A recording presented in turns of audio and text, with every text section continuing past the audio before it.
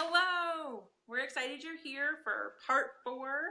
If you haven't seen part 1, 2, or 3, hop on over to Jen Cochrane's Facebook page, my Facebook page, Jen Cochrane's group, Mind Her Business, and my group, Business with a Plan.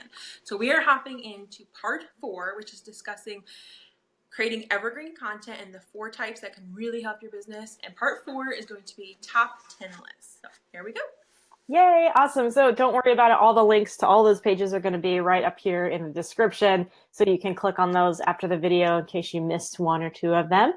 So top 10 lists, we use this title generically. You can have a top 100 list, top 27 list, top 52 list. It doesn't matter. The point is just to have a list or a kind of a collection of things that are, again, niche, like heavy, keyword heavy, to kind of draw people to your site. These kind of things, these top 10 lists do really well on platforms like Pinterest. A lot of people like to link to these things because they're, again, just collections of ideas, collections of resources that people tend to save a lot. Like they're something that people can reference over and over and over again.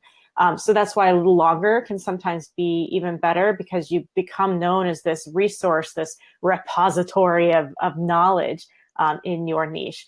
So kind of what you want to do is gather the best of the best of the best in whatever it is you're talking about.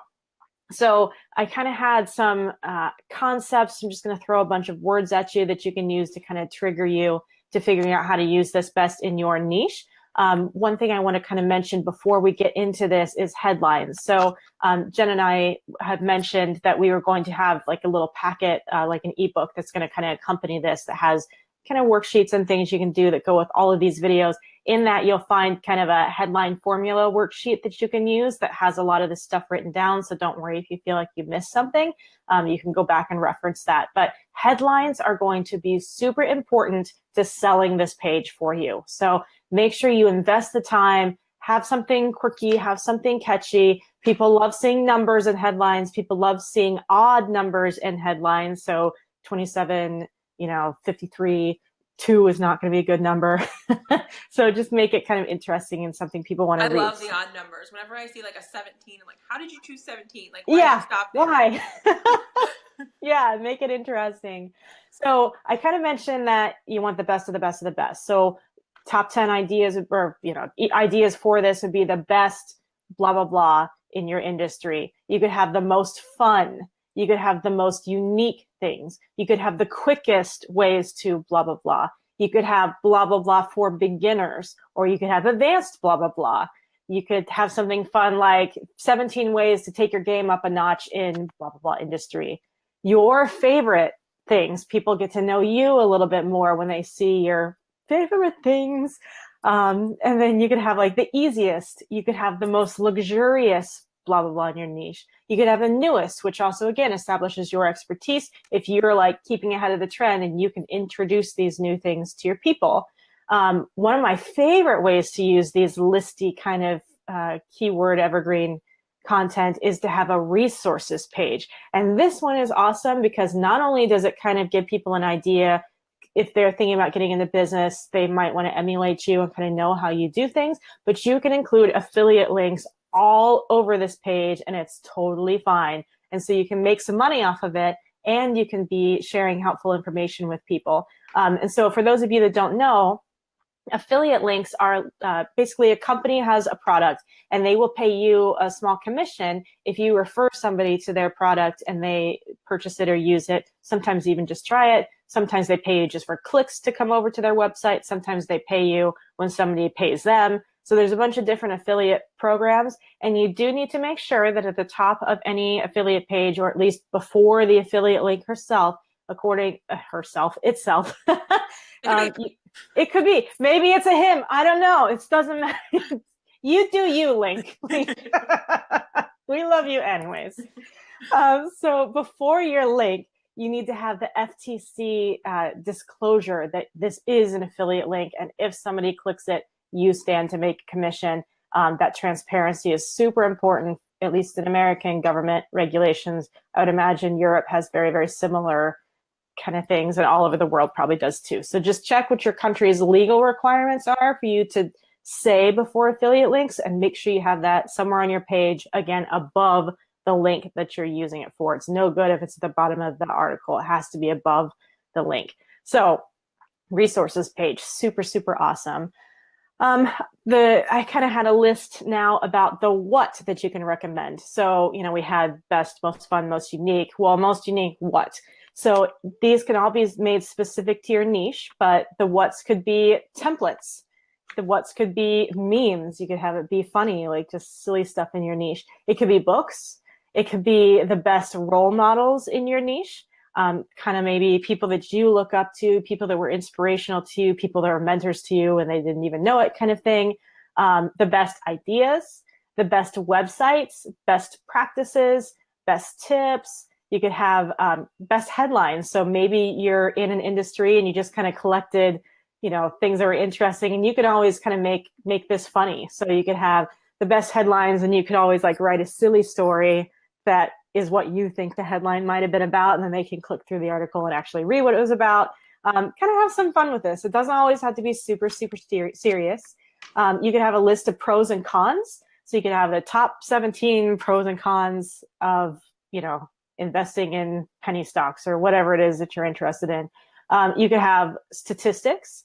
And these are really good for making infographics, which I'm sure you're probably familiar with infographics, but basically it's a picture-y way of displaying information. So you could create an infographic that had all these numbers in pretty ways, and then you could explain them in the article itself. Again, those do really well on image-heavy sites like Pinterest. You could have routines, like the top 17 routines of millionaires, and you could list something like that. You could have the top 6 cities for, co-working spaces or something like that. Getting started, like the top 7 things you need to know before you get started as a coach. You could have a list of lists. This one's getting a little meta, but you could have like the top 10 lists of headline lists, and you could kind of link to all of those too, which would end up being like over 1,000 different headline ideas within all of those. So it's just a huge, huge thing. You could go a little bit reverse with this. You could have the top 7 worst methods for losing weight. And again, this could poke fun at I don't know if you guys, yeah. Did you guys ever see that like prancer size video that was going around the internet like a year ago? It's like some lady like pretending she was a horse around a park, and it was supposed to be like an aerobics video. Do you remember that? Yes. That would definitely make like a worst methods list and things like that. You could also have a list of consequences, and this could be turning a negative into a positive. So it could be the top 7 consequences for not starting your business yesterday, or the top 9 consequences for not starting good habits today. You could have kind of a list for things for like a month or a week or a year or around a holiday. But like the top 6 holidays in April. And then you could have different like ideas for them to be able to do something with your product in April. You could have free tools or paid tools that you recommend. Again, the paid tools, try and make that an affiliate one, but you can list to free tools as well. You could have a fun kind of throwback article, like the top 10 classic cars or the top 10 classic marketing methodologies or something like that. You could, again, list the case studies. Other lists that I found that are super popular, that kind of like case studies, is people love income reports. So if you go around the web and round up all these income reports, especially if you're sharing yours too as a resource and inspiration for people, that would be a popular article for you. You could have lists of best practices.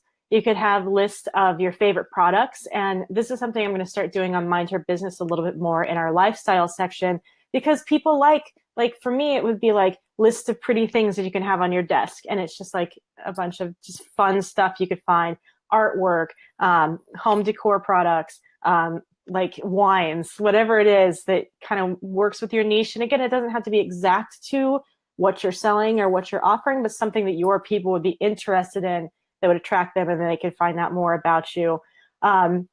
Another good getting to know you kind of list would be the top 5 lessons I learned when I started my business 5 years ago, or something to that extent. And again, they get to know you, they get to kind of feel your journey, and they get to see that you're human and you screwed up sometimes along the way and you weren't too big to admit that something was a mistake. And this is how you overcame that, so that they can do that and emulate that too.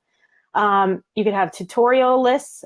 These are really popular, especially in like the graphic design space, or like the DIY space. So you could have a list of other people's tutorials. They do this a lot in recipe blogs as well, I've noticed.